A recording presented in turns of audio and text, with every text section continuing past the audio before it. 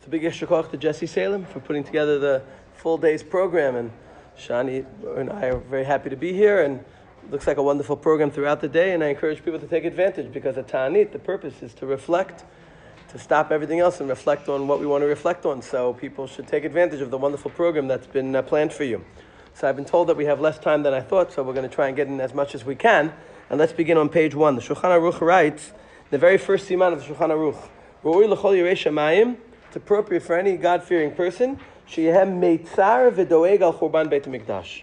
Interesting to see the words used here. He should be pained, meitzar, v'doeg, and concerned, worried about the churban beit mikdash. Why should we be worried?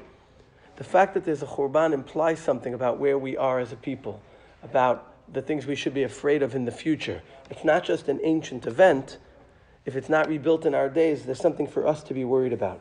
The Mishnah Berurah discusses how this should express itself. He quotes the Shalah, who says, in every Seudah, we're supposed to, before benching, say Al Na'arot Bavel. Unfortunately, not everybody does this, but it really is what's supposed to be done. Before you bench, every Seudah during the year that's not Shabbat or Chag, we're supposed to say Al Na'arot Bavel and reflect on the Churban.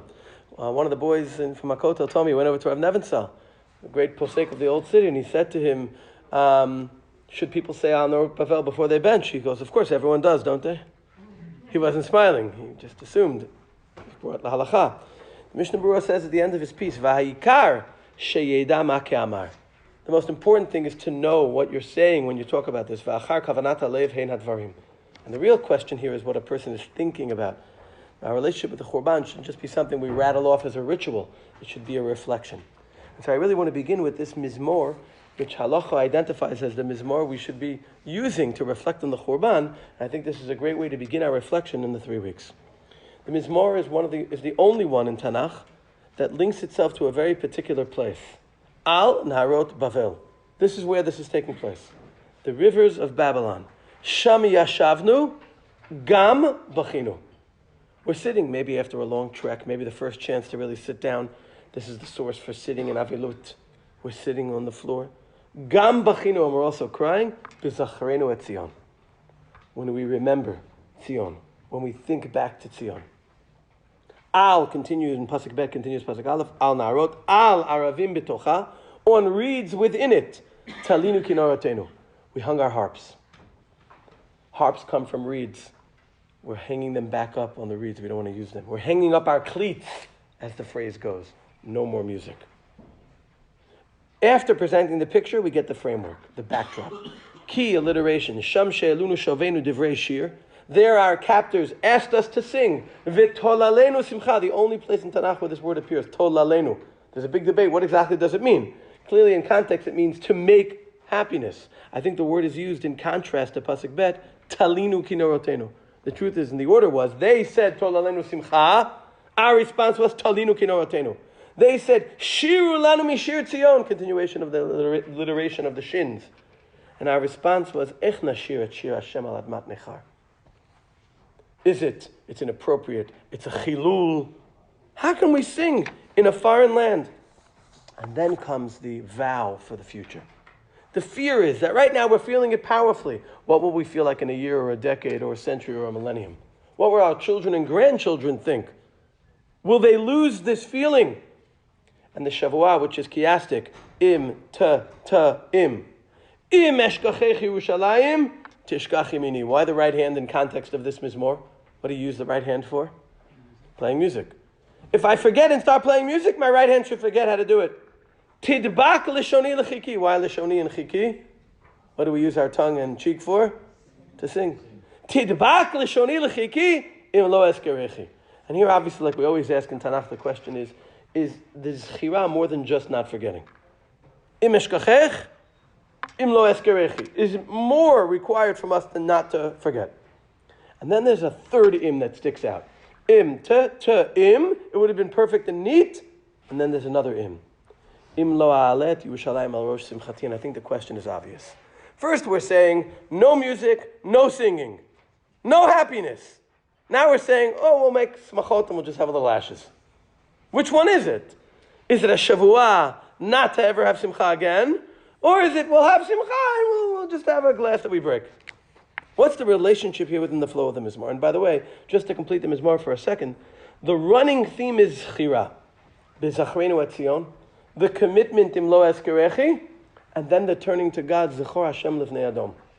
God, remember us, avenge us. And many authors suggest, many commentators suggest, maybe this isn't part of the same Mizmor because it doesn't fit in. First we're talking about our remembrance, and then we're asking God to avenge us. But the link is Chira. And I think the link is very simple. B'Zachrenu et Zion, Im Eskerechi, if we remember, then we have a right to turn to God and say that He should remember as well. Zechor Hashem Lifnei Adom et Yom Yerushalayim. So this Mizmor is really where it all begins. And what this Mizmor teaches us is that it's appropriate for us to relate to the Churban properly in a way that we cease all simcha. The appropriate response to the Churban is that we should never be happy again. And we find this in many sources. For example, the Gemara in Gittin says that the question was sent to Marukva, Zimra, singing, Minalan de Asir. How do we know that it's Asir? Meaning it's pashut that it's Asur. The only question is what the source is. He wrote back a source, Al Tismach Yisrael El Gil Ba'amim. And then the question was, why didn't he quote a different source? Bashir lo yishtu yayin v'chulei. The Gemara says, if it was only that source, I would think it's only instrumental music that's Asr. But a cappella would be mutar. Kamash malan, that a cappella is Asr as well. Not just in the 9 days, all year. This is a source in Gemara Gittin which seems to say music is Asr all the time. The Rambam quotes this in the Chol Taniot, Perek Halacha Yudalid. Gazru shalom again b'kli shir v'chol min ezem v'chol mishmei kol shal shir asur l'smoch ben v'asur l'shom'an mipnei hachurban. This is said as a categorical statement, not in the 9 days, in the 3 weeks. We'll soon see why we limit our focused avilut to this period. But really, what's appropriate is that we shouldn't have simcha ever. And it's important for us to remember that. Why do we not observe things this way? Let's look at page 2 of Gemara in Baba Batra, Daf Samach Mevet, one of the most important sources. The Gemara says, Kishacharav Abayit B'Shniya, and the second Beit Mikdash was destroyed. Rabu Prushin B'Yisrael. There were many people who separated themselves from things amongst the Jewish people. What did they separate themselves from? Shelo le'echol basar v'shelo l'shtot yayin. To not eat meat or drink wine. Ever. Not in the 9 days. Ever. Not in Shavuot Shechalbo. Not because they were vegetarians. No meat, no wine.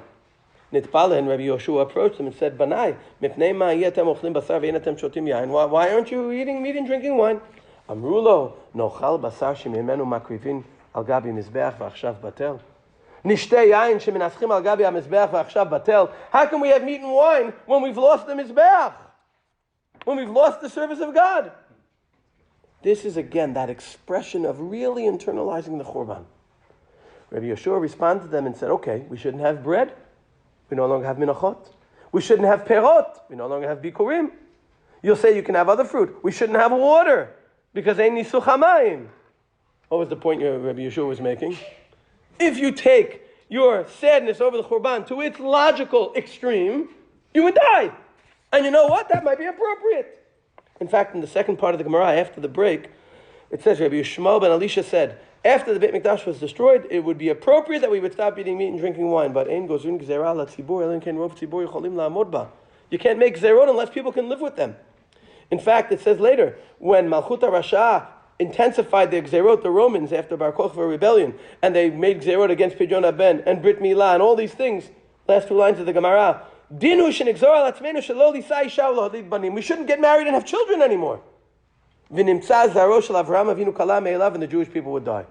But we don't. Why? Because we don't want to die. We want to continue as a people. It's reminiscent on the bottom of page 2 of the famous Gemara in Sotah Daf Yubet Amud Aleph, which says that in Mitzrayim, all the men divorced their wives. They don't want to have children. Who wants to bring children into a world like this?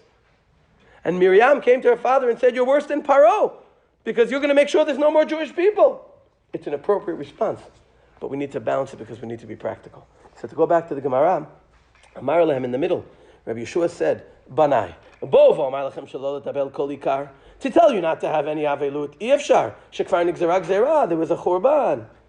Aval Tabel Yoter Midai Ifshar. Shein Gozun Gzera La Tzibur, Lim Kem Rov Tzibur Yicholim La'amod Ba. We need to be able to exist. Ela Kach Amru Chachamim, and here you see 1, 2, 3. You build a home, you leave an area without plaster. You have a seudah, you have one meal, one dish you don't serve. A woman gets dressed up, she doesn't get dressed up fully with all the possible jewelry. Meaning, every time we're samech, we leave something empty. Now again, just to clarify, the appropriate response would be to never be happy again. We have to realize that, and if we don't realize that, we're missing the point. The Churban is not supposed to be some ritual during the 3 weeks we act sad and we move on. We should realize that the way we act on Tisha B'Av should be how we feel all year. But we have to have smachot, or else we'll be a dead people. And what's the source, the proof text quoted for this after the 3? Shenamar yimishkachech Yerushalayim tishkach yemini, tidbak leshoni lechiki, v'gomer. The v'gomer is the important part. What's the v'gomer? Im lo alet Yerushalayim al rosh simchati. How do I know the Gemara is building off that last part of the pasuk? Because the next line says, May al rosh simchati, Rav Yitzchak ze'eh from maklesha b'rosh chatanim. The ashes we put on the head of the chatan. That's the shift in the mizmor. The first response is, Im eshkachech, im lo eskerechi, no music, no singing. The continuation is we have to have smachot, but we're going to remember. And you see this balance on page 3. We say in Tehillim Kuf Chavav, we all know it, Shiur Ma'alot B'Shuv Hashem et Shivat Zion and Yin Chachomim. If I had more time, I wanted to talk a little about this mizmor, but we don't have the time. Pasuk Bet. Az yimales chok pinu l'shonenu rina. Then we'll be fully happy. Az yomru v'goyim higdil Hashem lasot im eleh. When the goyim are able to recognize it, then we know that we've arrived. And that's part of what's amazing about our own times, that people can see what's going on. The Gemara in Brachot quotes Rabbi Yochanan in the name of Shimon Bar Yochai. Asur le'adam sheyimales chok piv ba'olam hazeh. A person should never be fully happy in this world. Sheyimaleh. Shenemar az yimales chok pinu shonenu rina. Emetai bizman sheyamru b'goyim higdil Hashem lasot im eleh. The Meiri tells us, Ad sheyavo Mashiach. And what's the remez? Im lo alet Yerushalayim al rosh simchati. Every one of our smachot are incomplete. There's a famous story that probably never happened, that they tell about Napoleon, who was invading Russia at the time of Tisha B'Av. That's true. And he passed through a Jewish town, probable. And he heard that the Jews were sitting on the floor observing Tisha B'Av, possible. And he asked, what's going on? And they said they're mourning for the temple, etc. He asked, how many years ago was the temple destroyed? They said 2,000 years ago. And he said, upon hearing this, Napoleon exclaimed, the nation that cries and fasts for over 2,000 years for the land and temple will surely be rewarded with their temple. I think it's much more than this. Jews are not only a nation that yearns for the past. The reason the past remains alive for us is because we see it in our future, in our immediate future. The reason Jews have always existed and maintained their independent identity is because they saw wherever they were as temporary. There were those who assimilated, but there were those who saw that very soon we're going to be somewhere else, so it doesn't pay for us to invest here. It doesn't pay for us to connect here. It's the remembrance of the past as a reality in the immediate future that's kept Judaism the way we are. But this remembrance is critical to continue Jewish identity. And that is the introduction and the first point that we're going to see in this shiur today. As we move to page 4, I want to move to point number 2, which focuses on the duality that I emphasized when we read the Mizmor. Im lo eshkachech Yerushalayim tishkach yemini, tidbak leshoni lechiki im lo ezkirechi. Is ezkirechi just another way of saying I won't forget, or is it something more? The Midrash on page 4 says, Ma'u tidbak leshoni lechiki. Heichan hu mazkir. Where are we mazkir Yerushalayim? The real question is, where aren't we? Omid v'tfilah, we have Yerushalayim. Birkat Hamazon, Navi. Lekach ne'amar im lo ezkirechi. It's not enough to remember. It's not enough to not forget. We have to mention. We have to speak about Yerushalayim. And that's why there is no series of brachot in Judaism that doesn't include something about Yerushalayim. Anytime we say a few brachot, there's always something about Yerushalayim. And we see this beautifully in the Yerushalmi on brachot. The Yerushalmi says, we know that when we daven, we face Yerushalayim. Okay. In fact, Nimtzeu kol Yisrael mitpalilim b'makom echad. The whole Jewish people daven to the same place. Ki beiti beit tfilah yikareh l'chol ha'amim. Okay. Asks the Yerushalmi last line, Ad kedon b'vinyano. That makes sense when the Beit Mikdash is standing. B'churbanon minayin. How do we know that we still daven to Yerushalayim when it's destroyed? There's no Beit Mikdash there. Amar Rabbi Abun, banui l'talpiot. Yerushalayim is described as built l'talpiot. One of the names of Yerushalayim, talpiot, which is why there's a neighborhood talpiot. Tel shekol hapiot mitpalalin alav. It's the tel. The tel is a destroyed hill. That all the mouths daven. Someone translate this accurately. Mitpalalin alav, not elav. When it's built, we're mitpalal elav. When it's destroyed, we're mitpalal alav. And that's the relationship with Yerushalayim. Rachel remembers us. We remember Yerushalayim. And the relationship continues. And just to see a powerful example of this, 2 of the brachot we have, one is in the Haftarah, and the other is in Sheva Brachot, describe our relationship with Yerushalayim as Tzion and Baneha. Misamech Tzion Bevaneha. The source for this, of course, is Yeshayahu, Perek Samech. Raise your eyes, Jerusalem. Kulam nikbitzu va'ulach. Everyone is gathering and returning to you today. Banayich me'rachok yavou v'notayach al tzad te'amana. Your sons are coming from a distance. And we find many sources that speak about our relationship with Yerushalayim as children to a mother. There's the famous Kinah. I don't know if the Keilah here says it, but there's a Kinah based on Psikta Rabbati, where Yirmiyahu leaves Yerushalayim and he sees a woman who's naturally beautiful but disheveled, and he says to her, "Who are you?" And she says, "I'm Jerusalem." She's the symbol of Jerusalem. He says, "What's wrong? Why are you crying?" "I've lost my children." Ani mech Tzion. I am Mother Zion. We see in the Yerushalmi Ula, the famous Amora Ula, returned to Eretz Yisrael before his death. And they asked him why he was doing this, and he said, I prefer to die in the bosom of my mother as opposed to the bosom of a foreign woman. The Ramban used the same line 1,000 years later when he returned to Eretz Yisrael. And the source for this we find very beautiful pasuk in Tehillim. Ulet Tzion ye'amar, ish ve'ish yulad ba. Regarding Tzion, it said, a person and a person is born there. And the obvious question, what does it mean, a person and a person? So the Gemara in Tuvot says beautifully, Amar Rav Meisha bar Beredi Rabbi Shua ben Levi, Echad hanolad ba, ve'echad hamitzapeh l'rota. There are two kinds of Jews who are born in Yerushalayim. The one actually born there, and the one who yearns for it. How could a person who yearns for Yerushalayim be viewed as born there? Because the relationship of mother-child is natural. It just needs to be reconnected. I'll tell you a powerful story.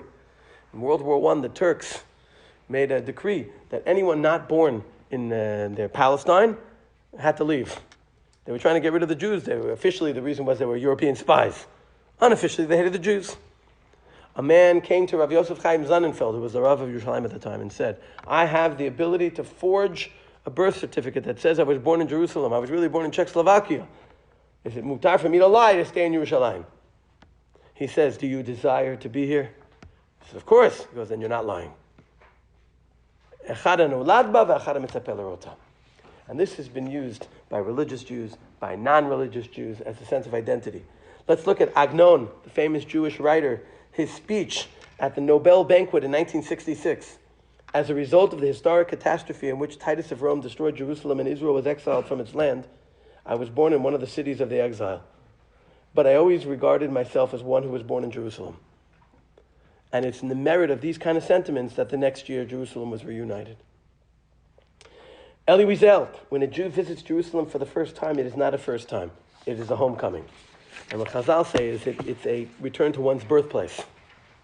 So it's not just not forgetting, it's active expression of memory. And page 5, point number 3, it's a yearning for the return. The Gemara in Shabbat, Lamed Aleph says, when we get before the heavenly tribunal, we're asked a few questions. The fourth one is, Sipita li Yeshua. I don't want to translate the word Sipita, because as we're going to see later if we have enough time, there's so many levels of how to translate it. But on the most basic level, we'll say, did you yearn for redemption? The Ran, Rabbeinu Nisim, on his commentary on the Rif writes, we have to explain what this means, because assumably most people want to be redeemed. He says, Tzipita li Yeshua biyamecha. Did you yearn for it in your days? In general.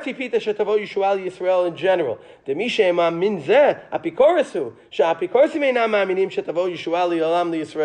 not a big merit to say you believe in redemption. Any God-fearing Jew believes in redemption. It meant, did you believe it in your day?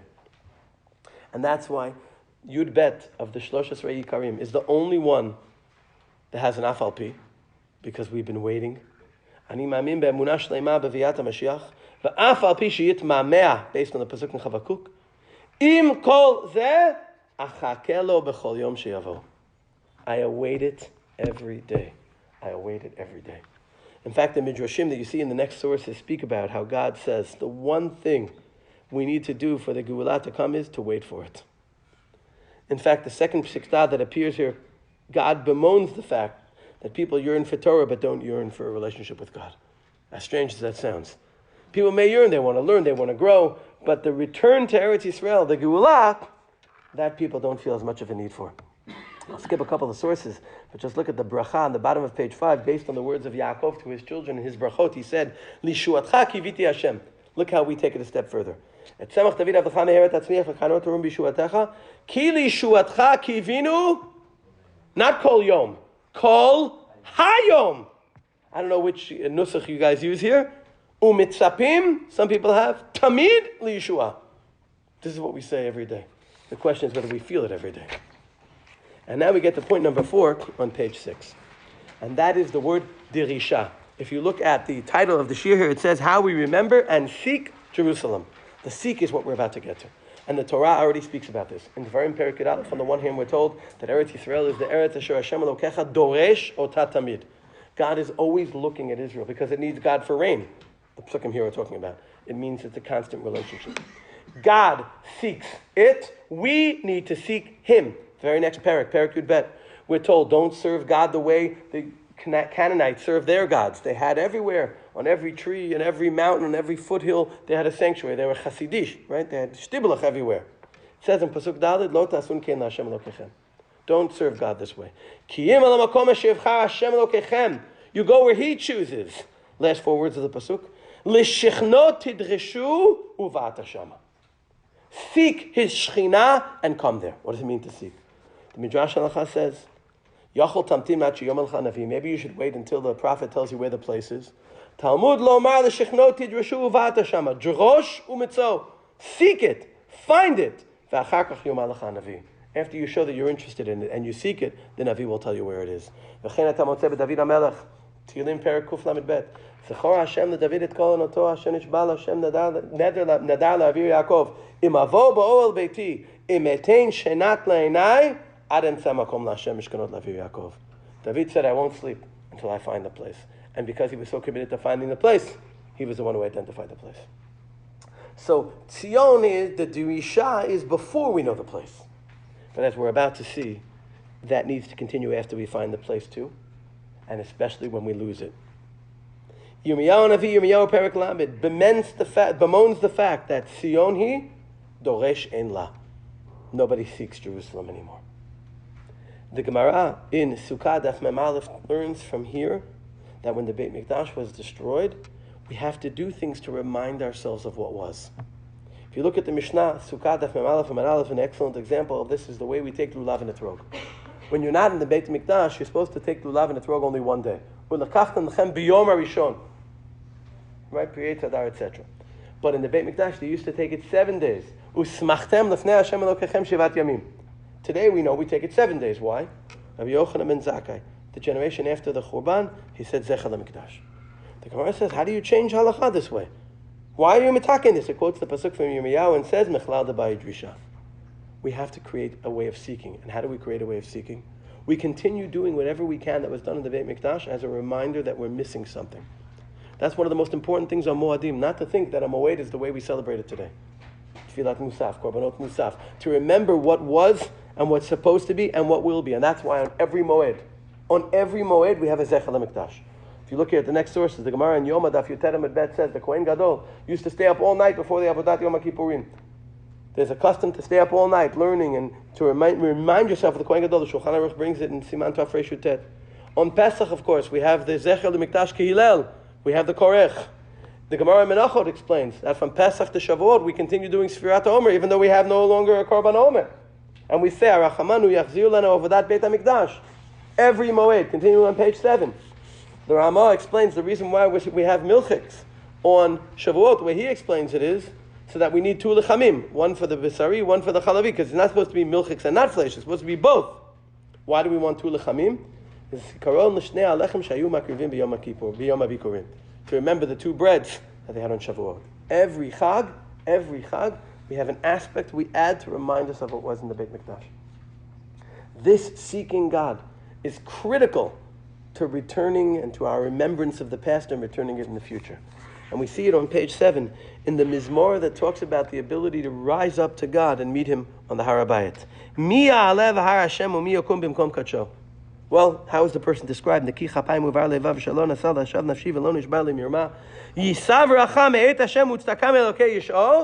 are all the characteristics, the character traits. This is the generation of seekers, the ones who seek God. In fact, just to finish this point, the Chatam Sofer asks a very obvious question. What happened after the first Churban Abayit? How come they didn't institute all these Zechel Mikdashes then? How did Rabbi Yochanan ben Zakkai, after the second Beit Mikdash, come along and start this idea of Zechel Mikdash? The Chatam Sofer says, he learned it from Yirmiyahu, who was bemoaning after the first Churban. What did Yirmiyahu complain after the first Churban? Sion doresh ein la. No one's seeking it. People didn't respond. Rabbi Yochanan ben Zakkai realized that part of the problem after the first Churban is that people didn't respond with a seeking. And he was trying to correct it and give us what to seek. So thus far we discussed, not forgetting, speaking about it, the iskur, and now CPA, yearning for it, drisha, seeking it, and now page 8, the fifth point, tfi'ah. Now this is a shocking thing, demanding it. People demand things they can't live without. People demand things they can't live without. The question is the degree to which we can live without a Beit Mikdash. If we're comfortable living without a Beit Mikdash, there's no reason to return it to us. I read a story this Shabbat about a great rabbi in Europe, the Bet HaLevi, Rav Yosef Dov HaLevi Soloveitchik, the one Rav Soloveitchik was named after, that he was offered a position in a city that hadn't had a rabbi for 14 years. And he said, no thank you. It was a very big city, prestigious job. He said, why not? He goes, you've gotten used to living without a rabbi. There's no way I want to be that rabbi. Maybe we've gotten used to living without a Beit Mikdash. And we see the source for this on page 8 in the very famous story about David HaMelech and the end of Shmuel Aleph. Everyone remembers, right? Everyone remembers, Shmuel Bet, excuse me. Everyone remembers that there was a Magifa. The Jewish people were dying because David counted the people, right? And now David saw a malach over the silo, and he purchased it and built a mizbeach there, and that began the building of the Beit Mikdash. Right? People remember the story. This is Tanakh, we're in deal, everyone here knows it by heart, right? Okay. The obvious question is, David HaMelech sinned. Why were the Jewish people punished?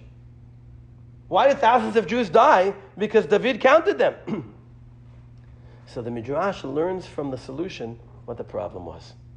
And says, Lo naflu, ela al yedei shelo tavu binyan Beit HaMikdash. The Midrash says, why did the Jews demand of David that he build a Beit Mikdash? They didn't demand it, they were punished too. We see from what the solution was, what they were punished for. The Midrash Tehillim goes further. And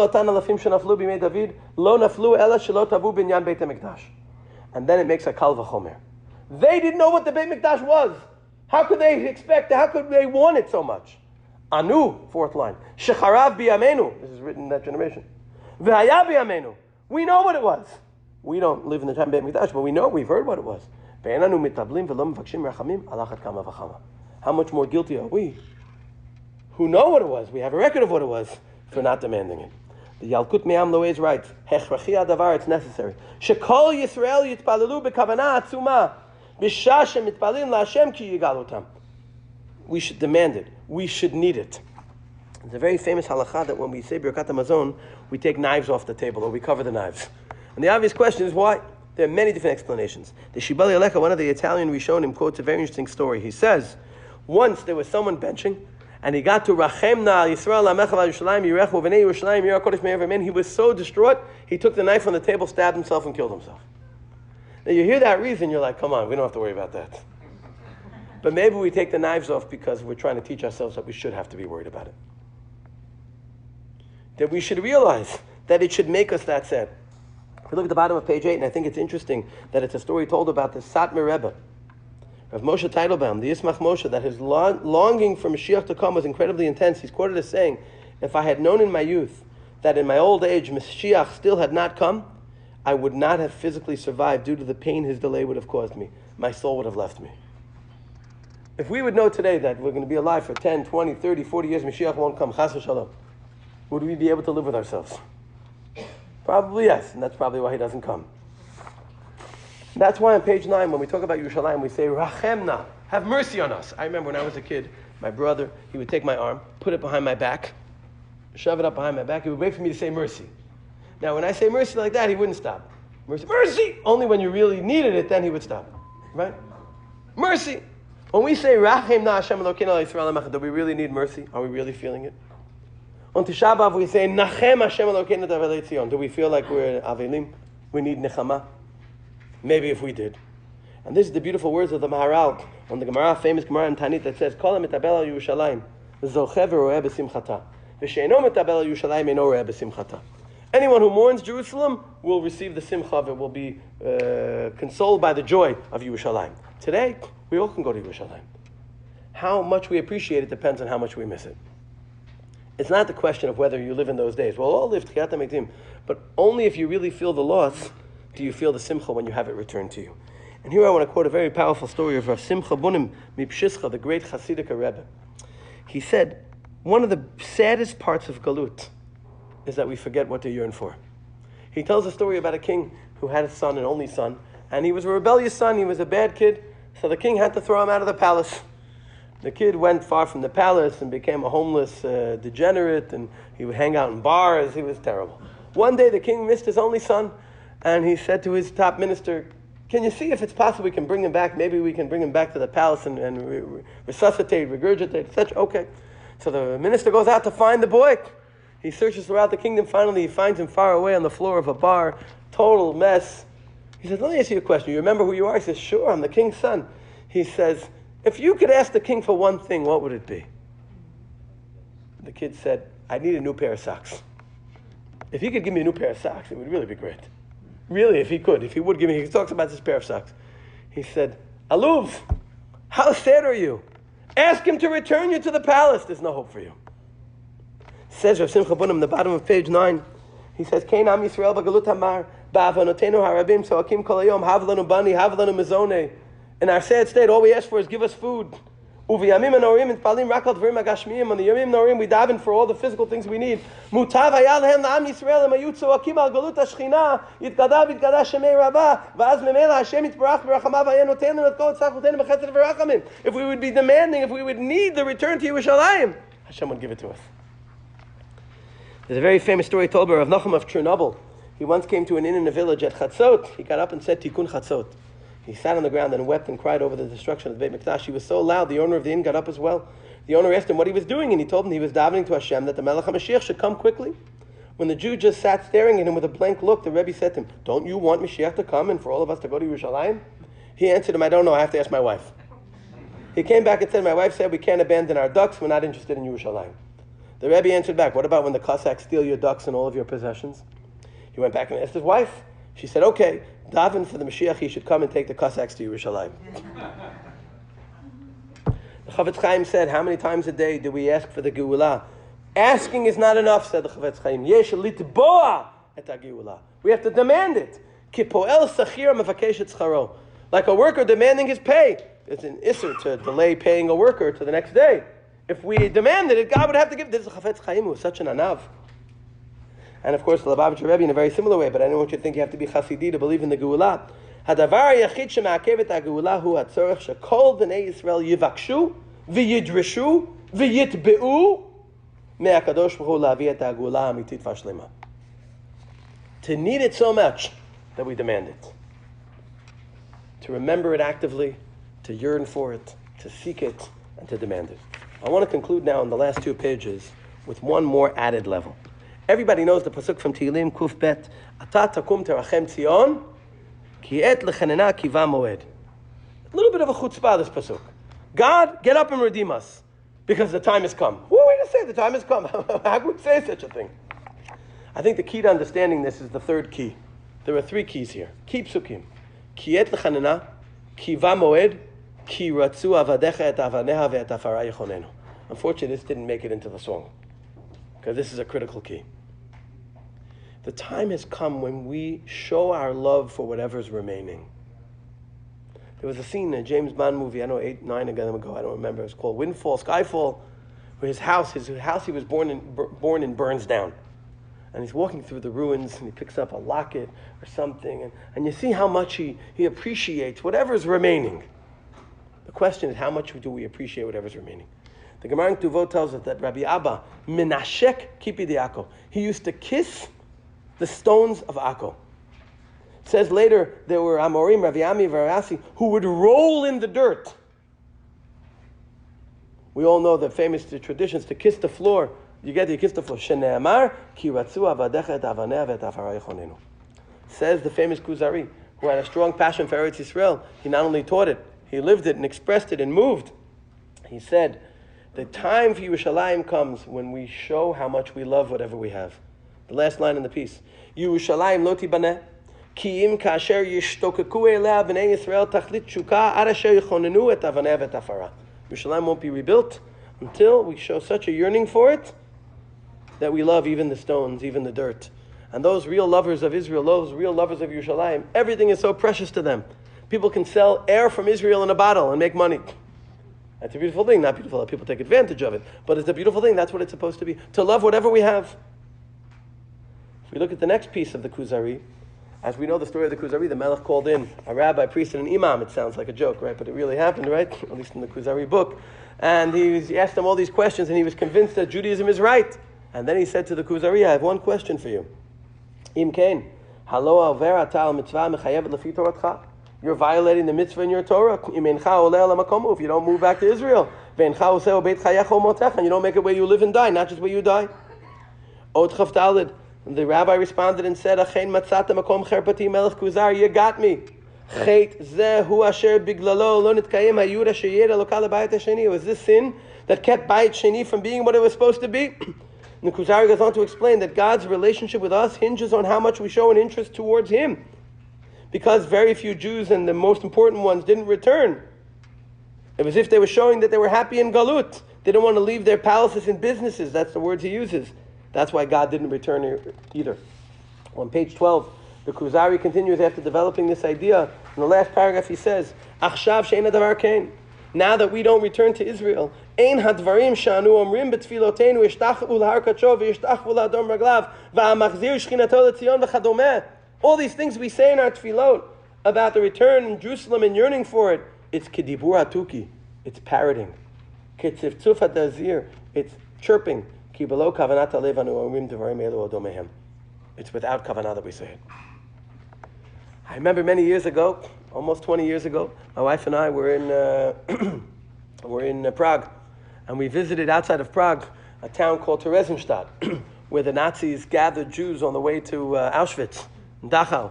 And it's famous because they allowed the Jews some kind of cultural there, and they brought the Red Cross in to show them how nice they were being to the Jewish people. Of course, they were all killed afterwards.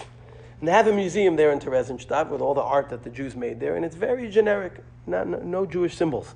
The Jews of Czechoslovakia were very assimilated. And, it's hard to identify with it. It was a flower, there was nothing Jewish about it. Remember, there was one piece that struck me. It was a picture of a door that opened into a room, the doors opening out into the courtyard, and a bunch of chairs around it. So it was clearly a unique thing, and I remember noticing it. Later that day, I was walking in the street. Now there are people living there, regular people. It's re-inhabited as a town. It was a town, and now it's a town. And someone saw my kippah, and they said, come, I want to show you something. So they took my wife and I through this alleyway, and we came into this small room, maybe 2 feet by 4 feet. It was a storeroom for a bakery. And he showed me there were boxes in front of a wall that was white plaster behind it. He said, let's move the boxes. We moved the boxes, and we see written on the wall, B'chol zot shimcha lo shachachnu na al tishkachenu. It was clearly, literally, a closet shul that Jews had built there, used the storeroom of a bakery. They could have been, it would have been killed immediately if they were discovered. And we realized that the picture of the chairs in the courtyard outside the room were, when they were davening, there wasn't enough room in that room for more than 4 or 5 people. Okay. So then I noticed the white plaster continued. There was another wall. We moved the boxes, and the other wall said, and it was facing Jerusalem. 1943, 1944, when Jews had no reason, no basis to believe in anything, they believed. The Kuzari in the Middle Ages talks about returning to Israel and loving Israel. The best love of Israel is being there. At a time where returning to Israel was literally sakanat nefashot. It wasn't like just the danger of not getting overhead space on an El Al plane because you weren't the first one to board, right? Or having a stewardess scream at you. I'm not talking about that kind of sakana. So mamash sakanat nefashot. And the tradition has it that the Kuzari actually returned to Israel and was killed in Israel. So definitely there are reasons for people to live abroad. I mean, my wife and I are never critical of people who live abroad. But when we mourn for Yerushalayim and we seek Yerushalayim, we have to ask ourselves if we love it enough to want to be there. Are we doing everything we possibly can to be there? The Ema Banim Smecha, a rabbi who was anti-Zionist before World War II, and then when he was in the Warsaw Ghetto, he wrote a book where he expressed the realizations that he wished he had had before the Holocaust, a very famous sefer. He writes, V'cheinu adayom. He writes about the Kuzari, it's still this way today. People talk about Israel, but don't genuinely want to be there. And this causes all of our problems. A very famous story, Reish Lakish, the great rabbi, was swimming in the Jordan River. Rabba Bar Chana, Babylonian Amora, offered him a hand out, up. Amrle, Allah Snina Lachu. Reish Lakish said to this rabbi, God hates you, I don't want to take your hand. Why? He said, because you didn't return in Bayit Sheni, your ancestors, and that's why the Khurban happened. The obvious question is, why does God hate them? So they didn't return, they blew an opportunity. They didn't learn from Mariano Rivera, they blew a save opportunity. So what was so wrong? Why does God hate them? Says Rashi, they kept the Shekhinah from returning. God can't return until we return. God waits for us to want Him here enough to return to Him. And these things spoken 100, 200, 300, 400, 500 years ago were hard to believe. Now that God has opened the door for us, it's palpable. And the source for this, of course, is next week's parasha, the end of Sefer Bamidbar, where it says we should not allow murderers to roam free. V'lo titamei et haaretz asher atem yoshvim ba, asher ani shochen b'tocha. Why am I there? Ki ani Hashem shochen b'toch b'nei Yisrael. The great Orach Chaim, whose yahrzeit was last week, and the parsha in the end of Sefer Vayikra, which speaks about redeeming Jewish brethren sold into slavery, redeeming land, ancestral land sold off. He starts speaking about the broader concept of Geulah. And he says that this is all a metaphor for the real Geulah that we wait for. And he says, the end of the piece, V'hageulah tiyeh b'ha'ir libot b'nei adam. The Geulah will be when people's hearts awake. V'yomer lahem atov lachem ki teshvu chutz. And they say to themselves, is it good for us to live far away, golim yal shulchan avichem, far from our Father's table? Uma yarav lachem ha'chaim ba'olam. Is it sweet for us, life around the world? Zulat ha'chevra elyon asher hayitem smuchim saviv l'shulchan avichem, without the relationship with God, close to Him. And when we become disgusted with everything else, and we yearn to be with Him, that's when the Geulah comes. And he says, V'alzat tidin litenet adin kol adonai haaretz gdolei Yisrael.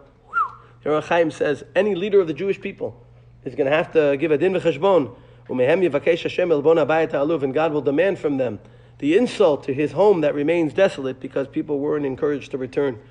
Part of memory, remembering, and seeking is to ask ourselves whether we can and should be there. By the way, the Orach Chaim was a great rabbi in Turkey, great rabbi of a big yeshiva, and he left it all behind and moved to the old city. There's an Orach Chaim shul in the old city. I think it was very difficult for him there. But that set the groundwork of showing people the direction we were supposed to go in. To conclude, Rav Kook has a powerful piece about the Gemara we saw earlier, where we're asked, Tzipita li Yeshua, did we yearn for redemption? Says Rav Kook on his Pirush al Sidur, Hatzipiyah hakolelet gam simat ayin tidirit.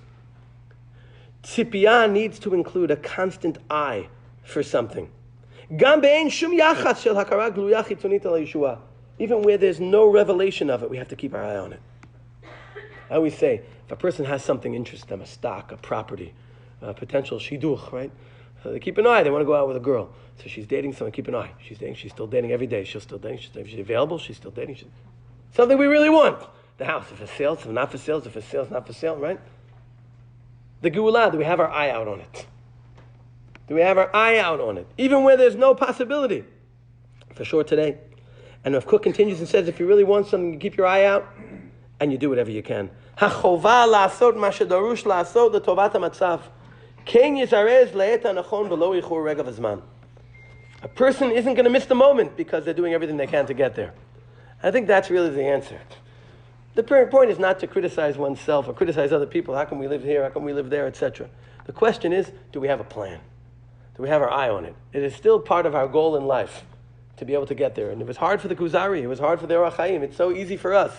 Again, you fly Delta, it's much easier, and all the pushing and the Jews and whatever. So it's mutter to fly Delta or United. It's Newark, so United, you fly United, you don't have to worry. Because the Jews on United, they act like a mensch. You know what I'm saying? You fly El Al, you have a Landsman, it's a reunion. But you fly United, the same Jews, they behave. So fly United, it's mutter to return to Israel, fly United. Don't tell the government I said so. And that's really the question. To make sure that the memory that has kept the Jewish people alive, the seeking that has kept us as a Jewish people, can be turned into a reality when it's realistic. And part of the problem is that we got so used to living as part of a reality where it wasn't realistic that we haven't flipped the switch for ourselves to think about how our mourning for Jerusalem and seeking it needs to be something we translate the best we can in the reality of our lives.